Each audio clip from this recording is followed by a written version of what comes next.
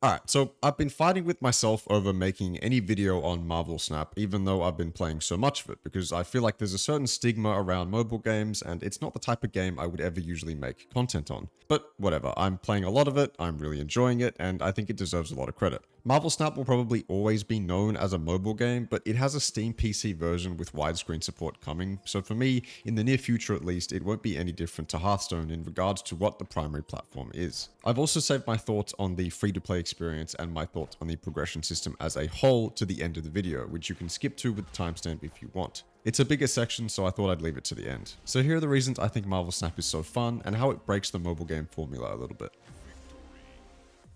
The biggest draw for Marvel Snap is the speed of each game. Most of the time, a game lasts about 3 minutes if played out fully, and some can be much shorter if you or the opponent retreats. This means you can play a quick game almost anywhere, and that's where the mobile aspect of the game comes in and why mobile is the most common platform. Whether you're on the toilet, on a break at work, on the bus, there's always time to squeeze a game in, and being able to rely on that time makes it dangerously easy to play. I'd say the next big draw is how easy the game is to understand. In comparison to other card games, Marvel Snap's card descriptions, and then by extension the synergies of each card, are very easy to wrap your head around. This doesn't mean there isn't depth, however, as optimizing a deck can often be a long process as you delve into understanding what cards work well in the deck and how they help the overall goal of the deck, and some synergies and cards might be far more complicated or nuanced than you might initially think. Beyond building a deck, an actual round of Marvel Snap is a great mix of mind games and chaos. 3 locations with room for 4 cards, each of which do their own unique thing to affect the game or the lane. 6 turns, by the end of the 6 turns, whoever wins 2 lanes wins the game, or whoever has the most power in a tiebreaker situation. What makes the game simultaneously fun and sometimes frustrating is these locations. They can help you, hinder you, or take the game in crazy directions. And this is a big factor in making each match unique, and this might go unnoticed as one of the game's biggest helping factors in replayability. It's your use of each location and the careful placement of your cards that will win you the game. Initially, you might just plonk down cards at random locations without thinking about it, but that decision might come back around to bite you. A Marvel Snap game can change drastically in the span of 1 turn, so you need to be accounting for everything all the way up until turn 6 when it comes to where you put your cards. Moving on, something I'm not a fan of is the ranking system. I think winning and losing cubes is kind of boring, and I think if you ask most people, ranking Marvel Snap doesn't mean much at the moment. But they are promising to continue to improve the system to make it more rewarding. I do, however, love the mind games that come with snapping. Putting more cubes on the line adds an exciting dynamic that I haven't seen anywhere else, and this makes the decisions you make carry much more weight. And this entire package wrapped together is why a single snap game will lead into another, after another, after another. It's almost like the TikTok formula in a way, except in video game form. The thing I love the most about Snap is that you can pretty much win with any deck that you create.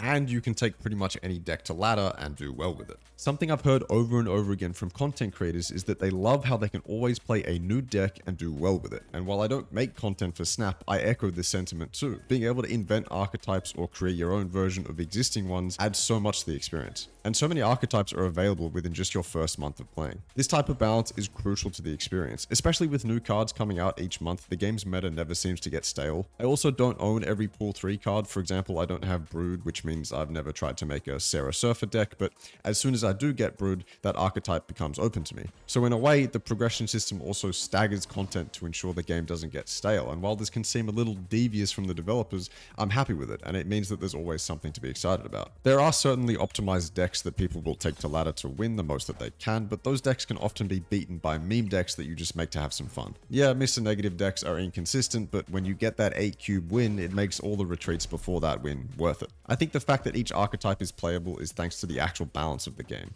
Yes, strong cards and decks exist, but they can all be beaten. At the end of the day, it's about how you play the cards. For example, if I see someone play Wolverine and Wave or Electro, I can assume I'm dealing with a Galactus deck, and this will immediately inform how I play my own cards. If I have a Shang or a Cosmo in hand, I'm immediately confident that I can beat my opponent, even though Galactus is one of the strongest cards out there at the moment. I just really like how I can take any deck to ladder and have fun with it, and what makes this better is oftentimes the deck you made just for fun actually performs really well. Another thing I've also heard from content creators is, again, not only how you can win with any deck, but you just need to learn how to play the deck. Whenever I make a new deck and play with it, it'll oftentimes feel much worse than I expected it to be, but I genuinely think that's because I haven't learned how to play it yet. I'll run through more and more games with the deck and I'll become much more confident in when to snap, when to retreat, and when to play it out. So yeah, being able to play any deck and win with it is crucial in making Snap feel good as a competitive game, but also as a game a lot of people will be playing as a free-to-play player.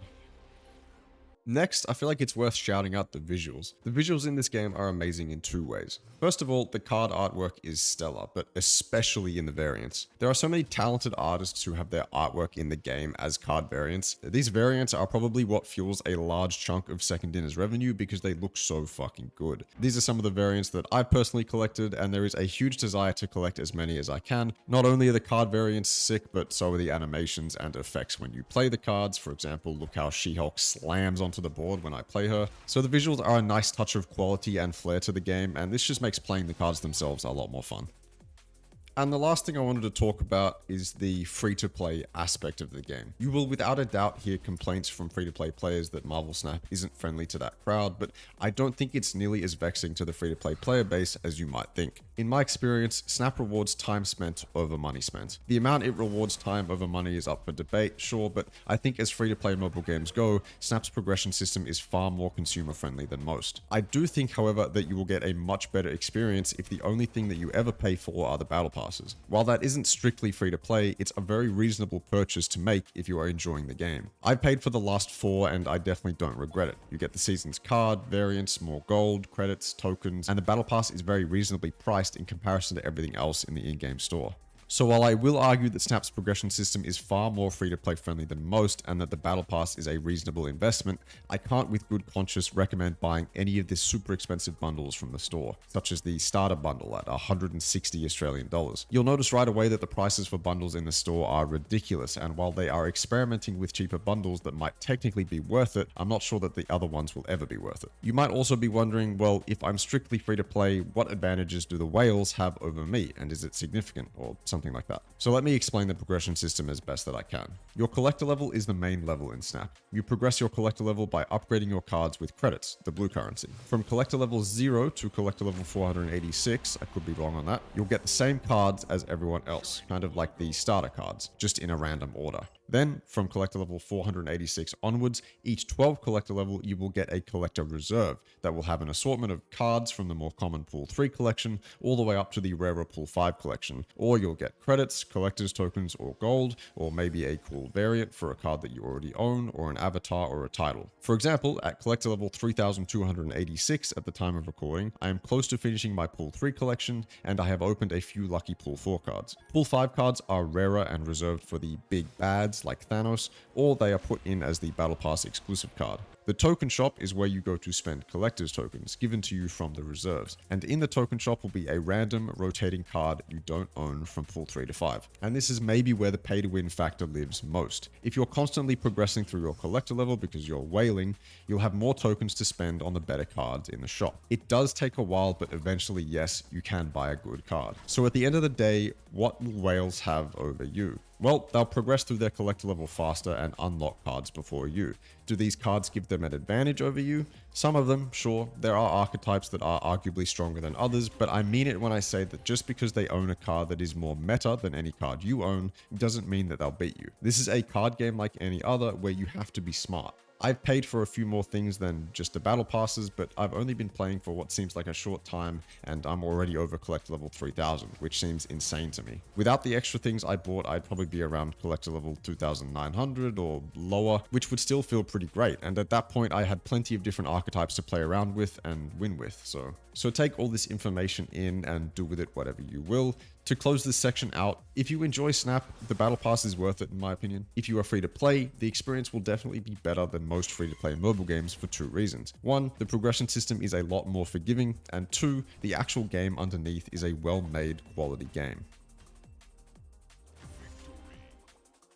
So to conclude, Marvel Snap has surprised me with a competitive card game that's fun, rewarding, and has a much more reasonable progression system than any other mobile game that I can think of. The gameplay is fast and easy to understand, so even if you're an idiot like me, you can make smart plays and feel like a genius. But again, that doesn't remove the depth from the game. Something I also really appreciate is the deck building culture. I love going on Twitter every day to see tons of people showing off their decks and sharing how to play them. I've been playing so much of this game, it felt wrong not to share why I enjoy it so much, so yeah. Follow me on Twitch, Twitter, subscribe, have a great day, and see you later.